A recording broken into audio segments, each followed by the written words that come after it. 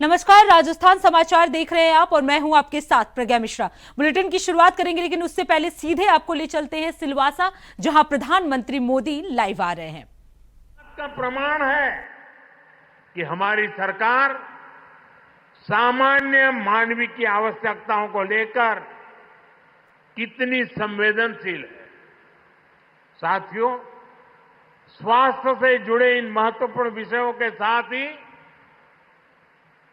मैं एक और अहम विषय उठाना रहा हूं। आप सब जानते हैं, आज जीवन शैली, उससे जुड़ी बीमारियां, लाइफस्टाइल डिसीज हमारे आरोग्य के लिए एक बड़ा खतरा बन रही है। एक ऐसी बीमारी है मोटापा, ओबेसिटी। एक कुर्सी पर बैठ भी नहीं सकते। आजू बाजू जोवान नहीं हो। हाँ, नहीं तो પછી મેં કહ્યું એટલે બધા આજુબાજુ જોશે કે મારી બાજુમાં વધારે વજનવાળા કોણ બેઠા છે।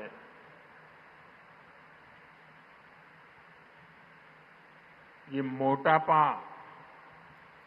जो आज दूसरी कई बीमारियों की वजह बनती जा रहा है। अभी हाल ही में मोटापे की समस्या पर एक रिपोर्ट आई है। ये रिपोर्ट कहती है कि 2050 तक 44 करोड़ से ज्यादा भारतीय मोटेपन, ओबेसिटी की समस्या से ग्रस्त हो जाएंगे। यह आंकड़ा बहुत बड़ा है। यह आंकड़ा डराने वाला है। इसका मतलब है कि हर 3 में से एक व्यक्ति ओबेसिटी की वजह से गंभीर बीमारियों की चपेट में आ सकता है। ये मोटापा जानलेवा बन सकता है। यानी हर परिवार में कोई एक व्यक्ति ओबेसिटी का शिकार होगा। ये कितना बड़ा संकट हो सकता है। हमें अभी से ऐसी स्थिति को टालने का प्रयास करना ही होगा। और इसलिए कई उपाय हो सकते हैं। मैंने एक आह्वान किया है और मैं आज आपसे वादा चाहता हूं। ये हॉस्पिटल तो अच्छा बना है, लेकिन मैं नहीं चाहता हूं कि आपको अस्पताल जाने का मुसीबत आ जाए।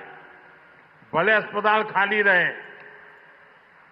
आप लोग तंदुरुस्त रहे। मैं एक आपसे काम करना चाहता हूं। आप करेंगे? जरा हाथ ऊपर करके बताइए, करेंगे? મને એક વચન આપશો, તમે કરશો? બધા જરા હાથ ઉપર કરીને કો કરશો? 100% કરશો?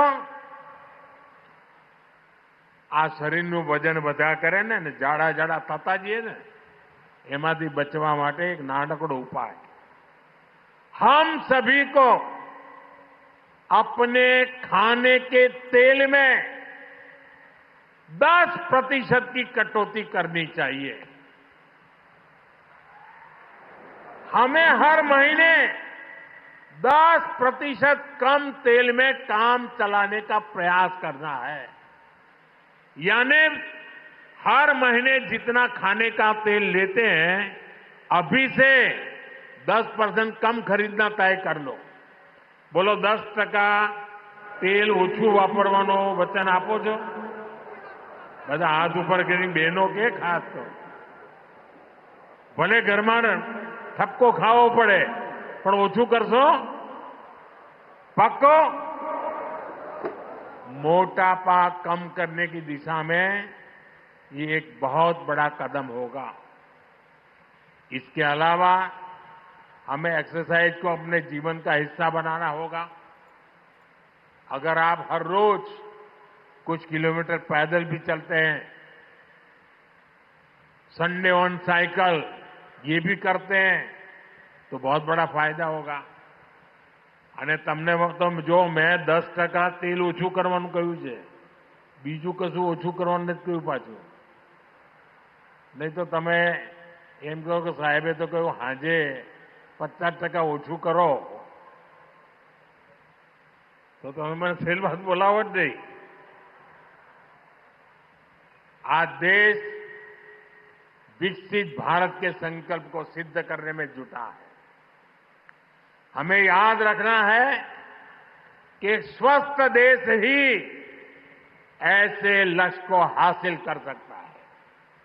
इसलिए दादरा और नगर हवेली, दमन और दीव, ये संघ प्रदेश के लोग Please welcome Russian Samarth Narak.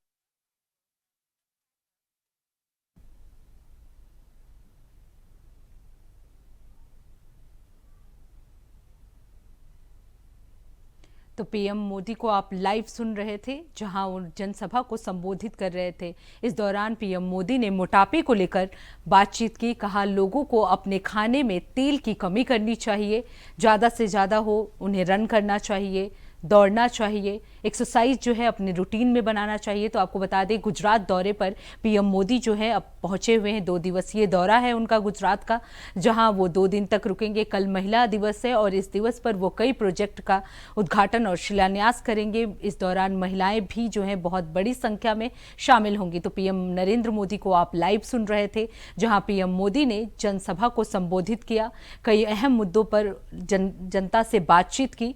तो पीएम मोदी जो है वो गुजरात दौरे पर पहुंचे हैं. 2 दिवसीय इनका गुजरात दौरा है. ये दौरा काफी अहम माना जा रहा है, क्योंकि इस दौरान पीएम मोदी जो है वो महिला दिवस को सम्मानित करेंगे.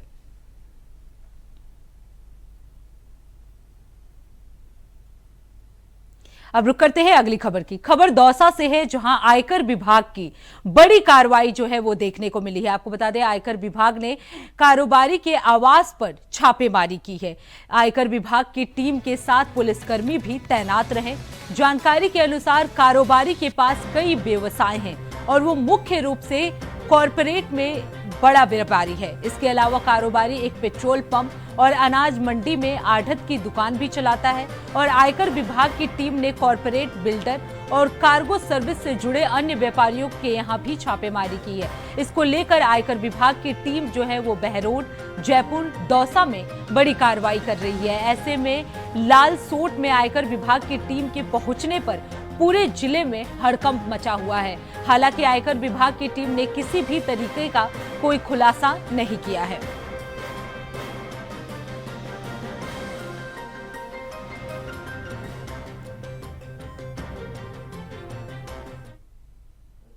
अब रुक करते हैं अगली खबर की. खबर हनुमानगढ़ से है, जहां जिला प्रशासन एसकेडी विश्वविद्यालय में 8 से 10 मार्च तक कृषि महोत्सव का आयोजन किया जाएगा.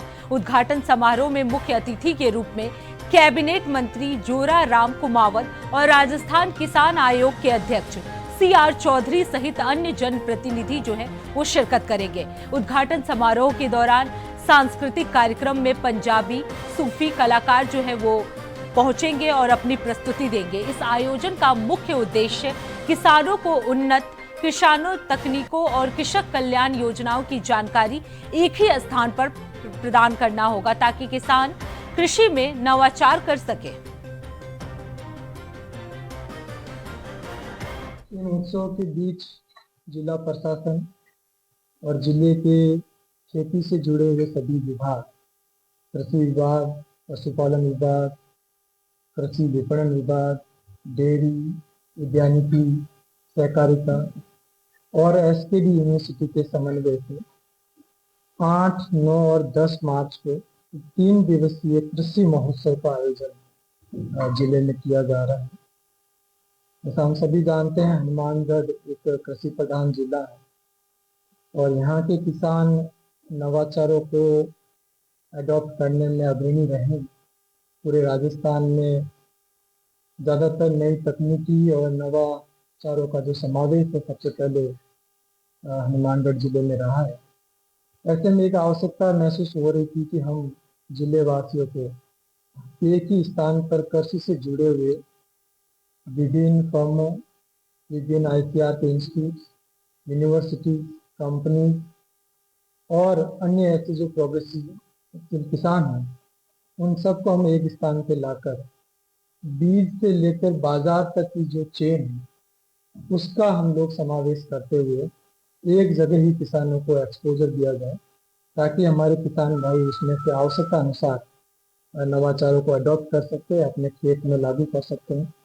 तो इस 3 दिवसीय मेले में मैं सभी जिले के किसानों से आग्रह करूंगा कि आप बड़ी मात्रा में इसमें पार्टिसिपेट करें और इस आयोजन का पूरा लाभ लें।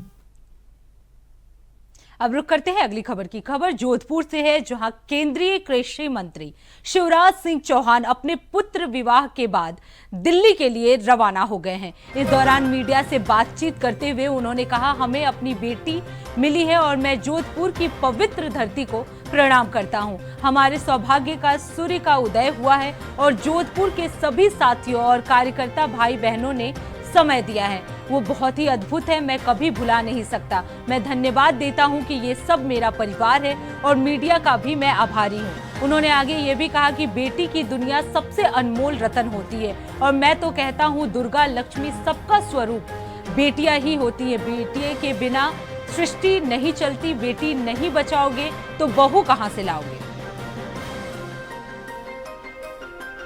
अच्छा था, बहुत अच्छा लगा और उम्मेद भवन भी बहुत खूबसूरत जगह है, जहाँ से मैं अपनी प्यारी बिटिया अमानत को लेकर के अपने घर में जा रही हूँ। माँ अपने घर छोड़ करके आती है, दूसरी माँ को स्वीकार करती है, उस माँ को बहू को बेटी बना करके रखना चाहिए और मेरे लिए तो अमानत और मेरी छोटी बेटी बिल्कुल बेटी की तरह है। सूर्य का उदय फिर हुआ है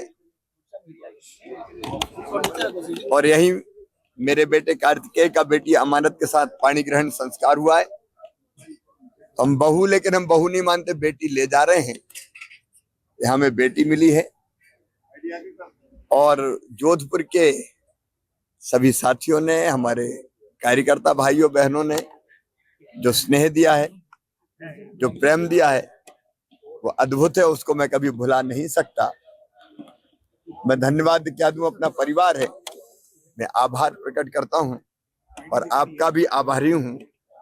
जाते समय भी आप मिले, आते समय भी आप मिले, आपके स्नेह और प्रेम के लिए बहुत बहुत धन्यवाद। उनकी तो पहचान ही अलग है, स्नेह, प्रेम, आत्मीयता, अपनत्व, करुणा, दया, लेकिन शौर्य और वीरता की भूमि है ये।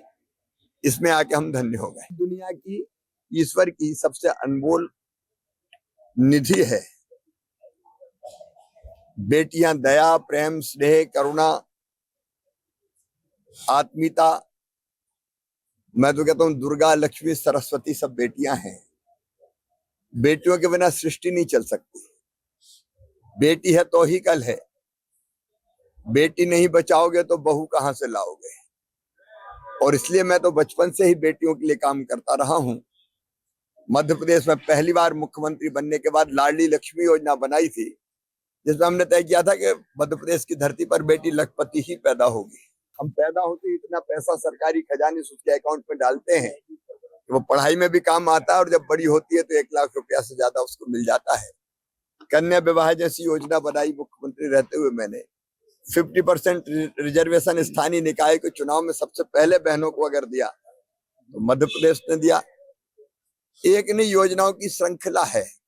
हमने ये भी तय किया कि संपत्ति अगर बेटी, बहन या पत्नी के नाम पे कोई खरीदेगा तो स्टाम्प शुल्क नाम मात्र का लगेगा, ताकि बेटियों के नाम भी मकान, दुकान, खेत हो सके। तो बेटी बचाना मेरे जीवन का मिशन है।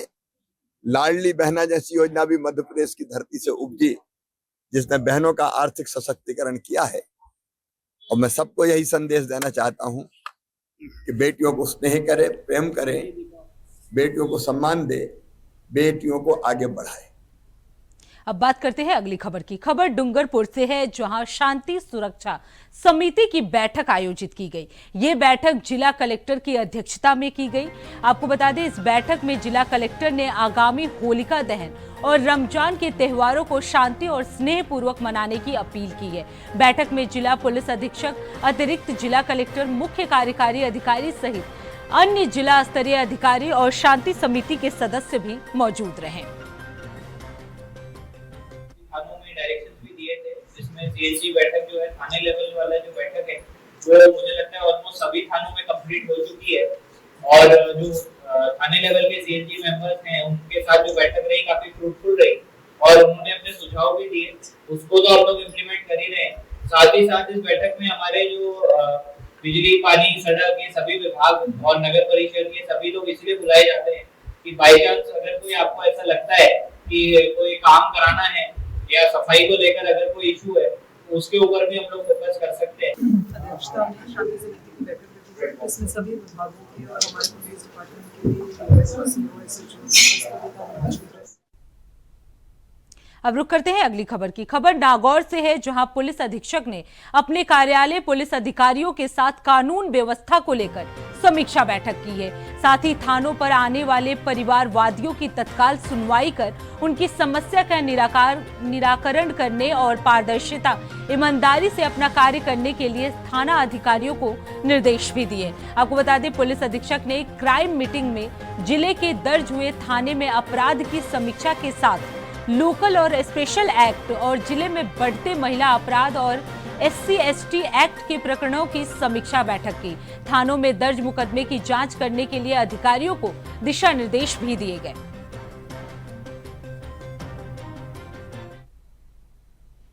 रुक करते हैं अगली खबर की। खबर बारां से है, जहां सड़क हादसा हो गया है। आपको बता दें, इस हादसे में 2 बाइकों की आमने सामने भिड़ंत हो गई, जिससे टक्कर में आधा दर्जन युवक जो हैं वो घायल हो गए, जिनमें से 2 युवकों की हालत गंभीर बताई जा रही है। आपको बता दें कि रायपुरिया घूम के पास तेज गति से आ रही 2 बाइकों की आमने सामने भिड़ंत हो गई, जिसमें आधा दर्जन युवक जो है वो घायल हो गए।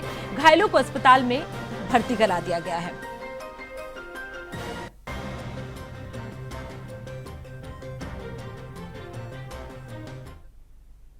रुक करते हैं अगली खबर की। बीती रात चोरों ने एक बार फिर हनुमानगढ़ मकान को निशाना बनाया है, जहां चोरों ने चोरी की वारदात को अंजाम देते हुए घर से 2 लाख रुपए और जेवरातों पर हाथ साफ किया। हालांकि चोरों की करतूत पास में लगे CCTV में कैद हो गई, तो दूसरी तरफ पीड़ित परिवार ने पुलिस पर गंभीर आरोप लगाते हुए कहा कि वे बार बार पुलिस को फोन कर रहे हैं, मगर 2 घंटे बाद भी पुलिस जो है वहां नहीं पहुंची। बता दें, इससे एक दिन पहले भी मंदिर में चोरी की वारदात जो है हुई थी, लेकिन पुलिस ने इस पर भी कोई संज्ञान नहीं लिया।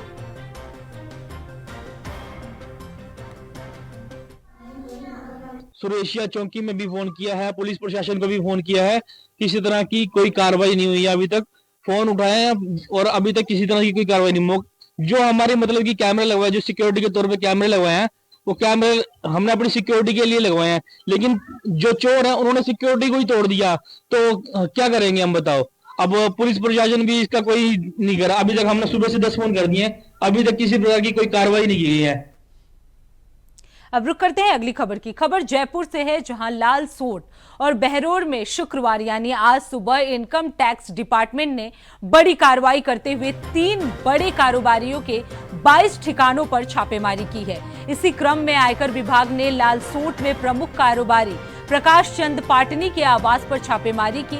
इस दौरान पाटनी हाउस के मुख्य द्वार पर कार्रवाई के दौरान भारी पुलिसकर्मी भी तैनात किए गए। बता दें कि ये रेड कारपेट, रियल एस्टेट और कार्गो बिजनेस से जुड़े व्यापारियों के ठिकानों पर हुई, जिन पर करोड़ों रुपए की टैक्स चोरी का आरोप है।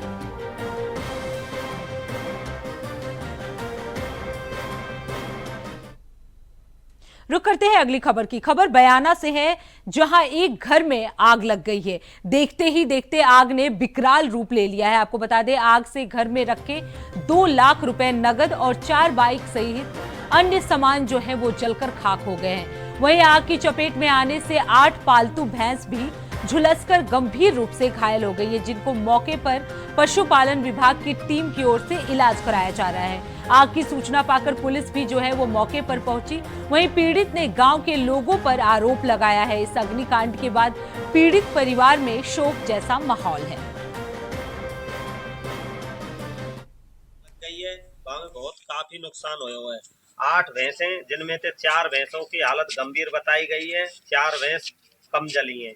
और हमारे चाचा ताऊ यहाँ सो रहे, 2 बच्चाए, उनके पास 2 लाख रुपया है, ये जल के खाक है गए। और 4 मोटरसाइकिलें साहब हमारी, एक तो अभी 1 तारीख को मिली शादी में साहब, एक तो अभी 1 तारीख को मिली साहब, वो शादी में नई वो जल गई।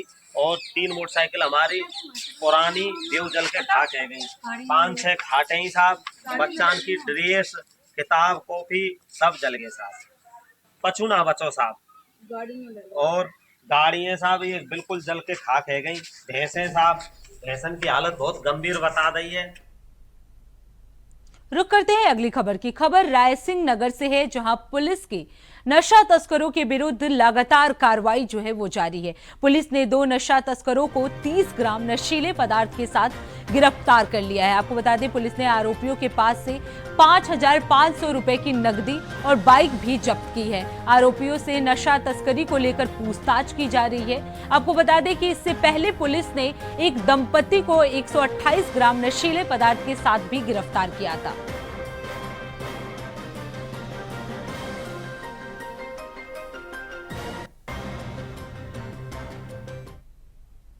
अब रुक करते हैं अगली खबर की। खबर चाकसू से है, जहां 2 समुदायों के बीच कहासुनी के बाद विवाद हो गया। आपको बता दें, इस झगड़े में 6 लोग जो हैं वो घायल हो गए हैं। पुलिस ने कार्रवाई करते हुए 17 लोगों को हिरासत में ले लिया है। एहतियात के तौर पर मौके पर भारी पुलिस बल तैनात किया गया है। वहीं पुलिस अधिकारी, डीसीपी, एसीपी हालात पर लगातार नजर बनाए हुए हैं। प्रशासन ने लोगों से शांति बनाए रखने की अपील की है। आपको बता दें, जब 2 समुदायों के बीच कहासुनी के बाद विवाद बढ़ गया और झगड़े में आधा दर्जन लोग घायल हो गए, तो सूचना मिलते ही पुलिस जो है वो मौके पर पहुंची और स्थिति को नियंत्रित किया। कल सांय समय लगभग 8:45 बजे के आसपास चाकसू कस्बे में 2 पक्षों में झगड़ा हुआ था और उसकी सूचना आती तुरंत पुलिस मौके पर पहुंची। थानाधिकारी, संबंधित एसीपी और सर्किल के अन्य थानाधिकारी समस्त जाब्ता के पहुंचे। मौके पे जाके वहां समझाइश की गई। जो घायल थे मजरूब लोगों को तुरंत इलाज के लिए हॉस्पिटल ले जाया गया और उसके तुरंत पश्चात पुलिस ने जो है। खबर जालौर से है, जहां रानीवाड़ा थाना क्षेत्र में पुलिस ने बलात्कार और पीड़िता का अश्लील वीडियो सोशल मीडिया पर वायरल करने वाले आरोपी को गिरफ्तार कर लिया है। बता दें, पुलिस ने एसपी के निर्देश पर ऑपरेशन भौकाल के तहत आरोपी को गिरफ्तार किया। वहीं पुलिस ने कई धाराओं में मामला दर्ज करके आरोपी को जेल भी भेज दिया है।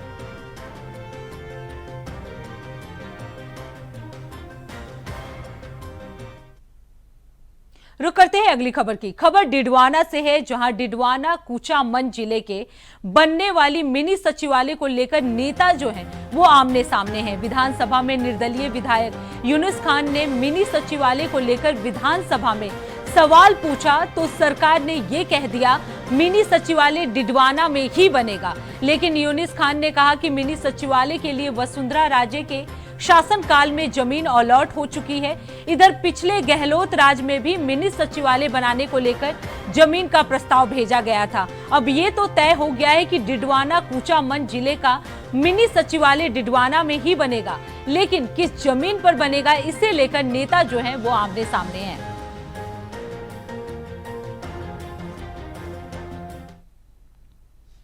रुक करते हैं अगली खबर की। राजस्थान पुलिस ने जुआरियों के खिलाफ बड़ी कार्रवाई को अंजाम दिया है। वहीं जयपुर में जुआ खेलने वाले लोगों के खिलाफ कार्रवाई करते हुए लगभग 49 लाख रुपए जो है वो बरामद किए गए हैं। इस मामले में पुलिस ने 44 आरोपियों को भी गिरफ्तार किया है, जिसमें बबलू गन्या उर्फ फिरोज भी शामिल है। आरोप है कि बबलू ने जुआ खेलने के लिए अपने घर किराए पर दे रखा था। जब पुलिस ने छापेमारी की तो 2 आरोपियों ने छत से कूदकर भागने का प्रयास किया, जिसके चलते उनके पैर में फ्रैक्चर हो गया। तो वहीं पुलिस ने सभी आरोपियों के खिलाफ कई धाराओं में मामला दर्ज कर जेल भेज दिया है।